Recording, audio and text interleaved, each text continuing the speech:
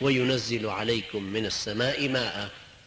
ئاویشتان لە ئاسمانەوە بۆ نێرێتە خوارەوە ئەو شەوە کە باری لیوطهیرەکم به هەردوو معنە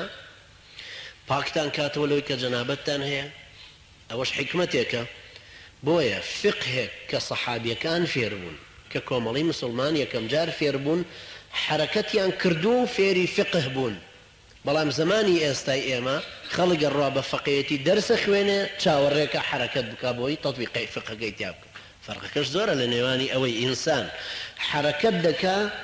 پاشان لە احتیاجی خۆیەوە فێری فقه بێت ئەو کاتە بیری ناچێت بە عەمەلی فێرت فەرقیش زۆرە لە نێوانی یەکێکی تر فەقێک ئەرکانی حەجە خوێنێ بەڵام لە 50 ساڵیش هەر دەجاریشی بخوێنە هەر بیرێچێتەوە چونکە جارێک نەچووە بۆ حەج هەتاکو ئەرکانەکان تەطبیق تۆ لە فقه قەسر و جەمع بخوێنە بەڵام کە سەفەرت نەکرد فێری و ئەحکامە فقیانە بە تەواوی نابی وەلەو بزانی بیڵێیتەوە بە دەرس ئەمەش لێرە بەو شێوەیە